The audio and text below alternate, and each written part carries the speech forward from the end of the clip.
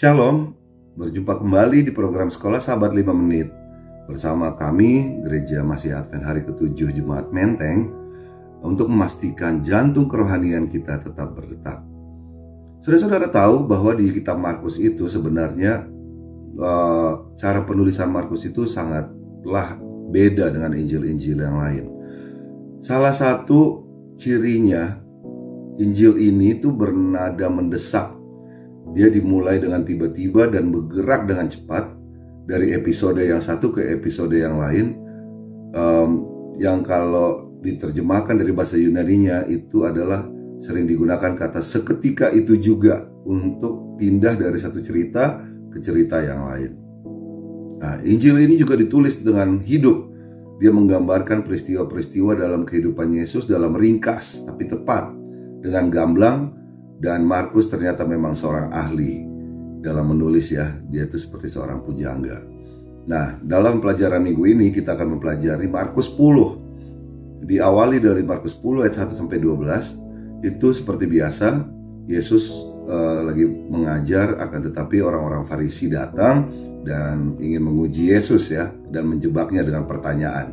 Dan kali ini yang dibawakan topiknya adalah masalah pernikahan. Tapi apa yang Tuhan Yesus katakan kepada mereka? Yesus menggunakan ayat Alkitab. Dia kembalikan ke maksud awal, di mana maksud ilahi untuk pernikahan itu adalah Allah menjadikan mereka laki-laki dan perempuan, dan seorang laki-laki akan meninggalkan orang tuanya dan bersatu dengan istrinya menjadi satu daging. Dan apa yang telah dipersatukan oleh Tuhan janganlah dipisahkan oleh manusia. Ajaran ini bukan hanya mengenai pernikahan, saudara-saudara. Ini tentang memahami kedalaman komitmen dan kesucian hubungan kita. Di dunia yang sering memperlakukan hubungan atau melihat hubungan dengan enteng, Yesus mengajak kita untuk menghormati dan melindungi ikatan yang kita miliki, mencerminkan God's image, citra Allah di dalam diri kita. Lalu dia langsung lanjut di ayat 13 sampai 16. Nah, di sini kita bisa melihat momen yang indah dan penuh makna dalam pelayanan Yesus. Orang-orang yang membawa anak-anak mereka kepada Yesus agar dia dapat menyentuh dan memberkati mereka. Tapi yang kita tahu apa? Murid-muridnya mencoba menghalangi mereka. Mereka pikirannya, ini mengganggu. Tapi kita lihat respon Yesus. Biarkan anak-anak itu datang kepadaku. Jangan halangi mereka, karena kerajaan Allah adalah milik orang-orang yang seperti mereka. Yesus menekankan pentingnya memiliki hati yang murni, sederhana, dan penuh percaya seperti anak-anak. Dan kemudian dia memeluk, memberkati anak-anak itu, menunjukkan betapa berharganya mereka ini. Yesus melalui tindakan ini mengajarkan bahwa dalam kerajaan Allah, kerendahan hati dan kepercayaan yang tulus adalah kunci untuk mendekat kepada Yesus. Lalu Markus 10 ayat 17 dan 31, ketika percakapan bergeser, seorang pemuda yang kaya mendekati Yesus dan bertanya, apa lagi yang harus saya lakukan? Karena anak muda ini merasa bahwa semua perintah yang telah diperintahkan dalam hukum sudah dilakukan, tetapi dia masih ingin bertanya kepada Yesus apa yang harus dia lakukan. Seperti kita tahu, Yesus langsung melihat lebih dalam ke dalam hati anak muda ini. Lalu dia berkata, yang kurang padamu, pergilah, jualah semua yang kamu miliki, berikan kepada orang-orang miskin dan ikutlah aku. Wah, wajah pemuda ini langsung muram, saudara, karena dia memiliki banyak harta. Lalu Yesus berpaling kepada murid-murid yang berkata, lihat betapa sulitnya orang kaya untuk masuk dalam kerajaan Allah. Dia menjelaskan bahwa lebih mudah bagi seekor unta untuk masuk melalui lubang jarum daripada bagi orang kaya untuk masuk ke dalam surga. Sebenarnya saudara-saudara, ini bukan hanya mengenai kekayaan, tetapi tentang di mana harta kita yang sebenarnya berada.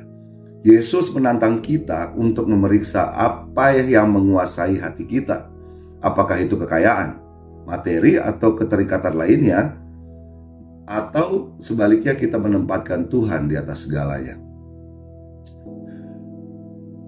Kadang kita juga suka berpikir ya, jarang saya dengar hukum ketiga itu dikaitkan dengan interpretasi seperti ini. Jangan menyebut nama Allahmu dengan sembarangan. Kita sering berpikir bahwa itu semacam sumpah serapah yang tidak boleh mengaitkan nama Tuhan di dalamnya. Tetapi setelah saya pikir-pikir, termasuk menyalahgunakan nama Tuhan untuk mendapatkan harta dengan alasan untuk membagikan itu pun sesuatu yang tidak dibenarkan, saudara-saudara. Jadi banyak yang bisa kita lihat mengenai kekayaan materi yang bisa kita analogikan sebagai pengganti Tuhan atau menggunakan nama Tuhan dengan sembarangan, sehingga kekayaan ini menyulitkan kita untuk masuk ke dalam kerajaan surga. Ayat 32-45, sambil melanjutkan perjalanannya, Yesus berbicara kepada murid-muridnya. Dia sudah mulai meramalkan kematiannya ke kayu salib. Dia berkata, barang siapa ingin menjadi besar di antara kamu harus menjadi pelayanmu. Mungkin dia juga dengar selama perjalanan ini, siapa kira-kira nanti yang akan menjadi orang terbesar di sebelah Yesus kalau Yesus sudah menjadi raja. Ini mengingatkan kita, saudara-saudara, bahwa kita hidup untuk melayani dan bukan untuk dilayani. Di ayat 46-52, ketika Yesus dan murid-muridnya tiba di Yeriko dan hendak meninggalkan kota itu bersama banyak orang, ada pengemis buta bernama Bartimeus. Dia anak Timaeus yang duduk di pinggir jalan. Lalu dia mulai berteriak, "Yesus, anak Daud, kasihanilah aku." Meskipun banyak orang yang berusaha membungkamnya, dia tidak putus asa dan berteriak, "Anak Daud, kasihanilah aku." Mendengar teriakan itu, Yesus berhenti dan memanggil. Mereka yang ada di sekitarnya bilang, "Berdiri, berdiri, dia memanggilmu," katanya.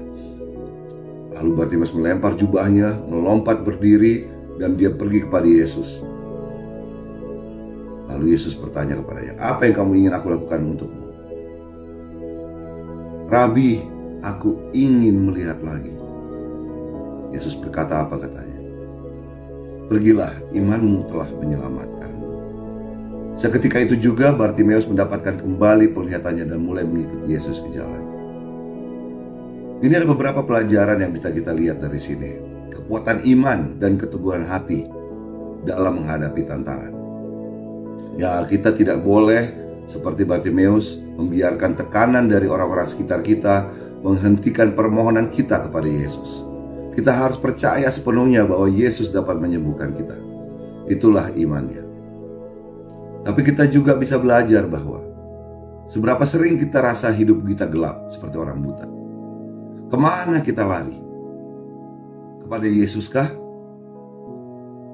Ketika kita ingin keluar dari kegelapan, masih ragukah kita meminta kepada Yesus? Saat kita merenungkan ajaran-ajaran ini, kita diingatkan bahwa hidup kita harus ditandai dengan kerendahan hati, pelayanan dan kesediaan untuk mendahulukan orang lain, mengikuti teladan Yesus. Dalam Roma 6, Paulus juga menggema panggilan ini dalam suratnya kepada jemaat di Roma, mengajak orang percaya untuk hidup dalam kebaruan hidup yang datang melalui Kristus. Haruskah kita terus berbuat dosa supaya kasih karunia semakin berlimpah? Sekali-kali tidak. Kita dipanggil untuk mati terhadap dosa dan hidup bagi Allah. Karena seperti Kristus dibangkitkan dari kematian, kita juga dibangkitkan untuk berjalan dalam kehidupan baru.